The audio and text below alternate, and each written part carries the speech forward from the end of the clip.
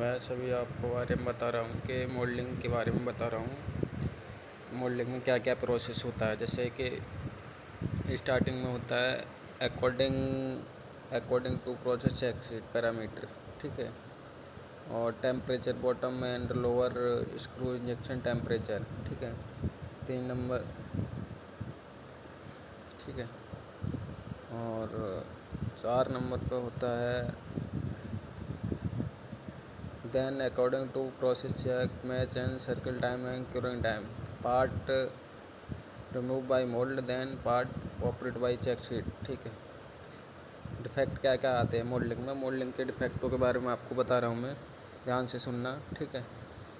Underweight, loose flash, रबड़ cure, tearing, airlock, dent damage and flow bulging, ठीक है।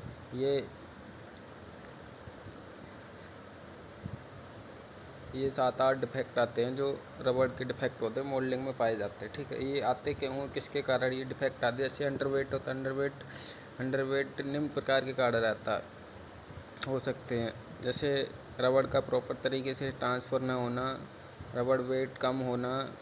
Loose flash क्यों आता है? लूज फ्लैश का मेन रीज़न ये होता है कि मोल्ड प्रॉपर तरीके से साफ ना होना। रबड़ के उड़ाने का प्रॉपर तरीका ये है कि रबड़ के निम्न रीजन हो सकते हैं कि पंचिंग का प्रॉपर तरीके से ना होना, इंजेक्शन टेम्परेचर हाई होना, इसके लिए रबड़ की उड़ा जाता है, ठीक है। टेयरिंग का मतलब होता है, टेयरिंग का आना निम्न कारणों के हो सकता है, रबड़ का प्रॉपर तरीके से मिक्स ना होना, रबड़ का गीलापन होना, टेम्परेचर हाई होना, ये 3-4 चीज़ें होती हैं जिसकी वजह से टेयरिंग का प्रॉब्लम आता है। एयरलॉक निम्न कारणों से होता है, जैसे रबड़ का प्रॉपर तरीके से मिक्स ना होना, रबड़ को प्रॉपर तरीके से मैक्यूल ना मारना।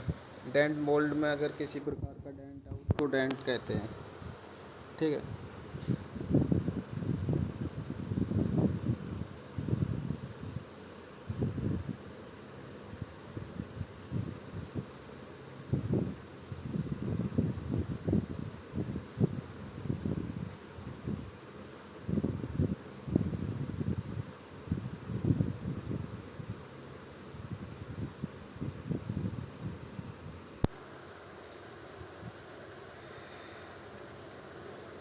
डैमेज के निम्न कारण होते, मोल्ड के अंदर पार्ट रहना जिसमें कि पार्ट फ्लैट से टकराता तो पार्ट डैमेज हो जाता। मोल्ड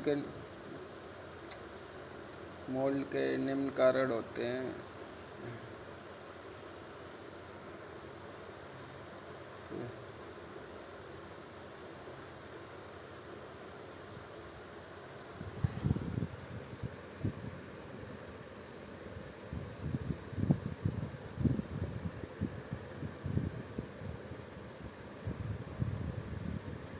फ्लो टेम्परेचर का हाई होने हो जाता है तब फ्लो के कारण आ जाता, तो फ्लो डिफेक्ट हो जाता है।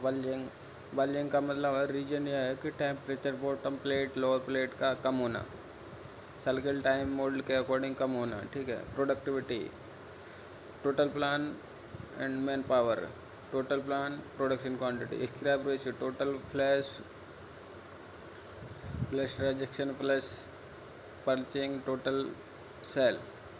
पीपीएम क्या होता है? पीपीएम होता है total NG part quantity into 10⁻⁶ total part and production quantity per million, ठीक है। ओई क्या होता है? ओई होता है overall equipment plus efficiency effectiveness.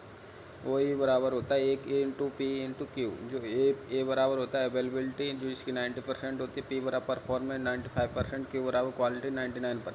Availability का मतलब run time and down time upon total time, run time down time and total time, जो हम इसके अकॉर्डिंगली निकाल दो। परफॉर्मेंस होती है ideal cycle time into total cycle time upon run time. Ideal cycle time जैसे 1 मिनट है, total quantity 400 minute है, ठीक है। तो 1 × 400 400 बराबर 1 मिनट। क्वालिटी मतलब good counter upon total counter, good counter मतलब टोटल काउंटर रिजेक्शन 420 इंटू मतलब 10 पीस।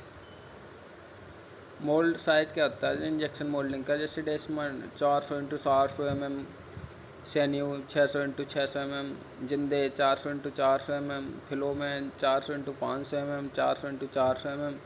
3M क्या होता है? 3M मुर्रा मुरी मुर्डा, ये 3M 3 प्रकार का होता है, मुंडा मुरी मुरा। 4M होता है man machine material method. 3S होता है सीरीज सेशन मिलिंग प्रोसेस होती कहाँ से स्टार्ट होती है? जैसे मिलिंग प्रोसेस होती है master batch, general, YPB8, 7 days, 15 days। All milling total for a machine, AMCL, index field, टेंग्यू सिल्कल। ठीक है, जैसे मशीन ये होती हैं, ठीक है।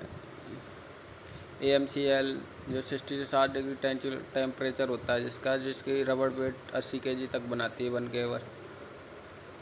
इंडेक्स मिल 40 से 45 डिग्री होता है जिसको 40 kg बनाती है, ठीक है। इंडेक्स फील 40 से 40 kg, टेंग्यू सिल्कल 45 से 50, 30 kg। AMCL only final batch तैयार करती है जो, ठीक है। टेंग्यू ओनली सिलेक्ट जेट, ठीक है। मिलिंग एक्सट्रूजन इम्प्रूव, ये मैं आपको बाद में बताता हूँ, थोड़ा लंबा प्रोसेस हो जाता है, ठीक है। जैसे ये हो गया लंबा प्रोसेस, फॉस्फेटिंग हो गया, ठीक है। अब आ जाओ 7KC टूल। 7KC टूल कौन कौन से होते हैं? 7KC टूल मैं आपको बताने जा रहा हूँ। मैं 7KC टूल 7 प्रकार के होते हैं। जैसे फर्स्ट नंबर हो गया चेक शीट हो गया, और 2 नंबर पे Pareto diagram, 3 number cause factor diagram, और 4 number flow chart, 5 number scatter diagram, 6 number histogram, और 7 number control chart.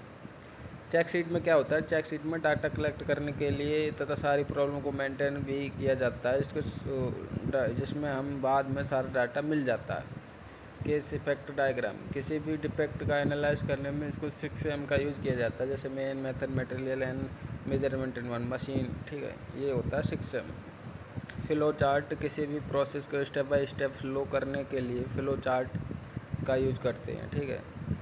Pareto chart यह प्रॉब्लम को एनालाइज करने में सहायता करता है, प्रॉब्लम को सॉल्व करने में सहायता करता है। इसके यूज करने में सभी चीज़ों को रिलेशनशिप्स जानने के लिए यूज किया जाता है। हिस्टोग्राम, डाटा कलेक्शन करने के बाद उसको डिस्ट्रीब्यूशन समझने के काम आता है। कंट्रोल या वेरिफिकेशन के कंट्रोल करने के काम आता है। ITF, international automotive task force, ठीक है। ये सारी चीज़ें होती हैं जो क्वालिटी और मोल्डिंग प्रोसेस में पाई जाती हैं।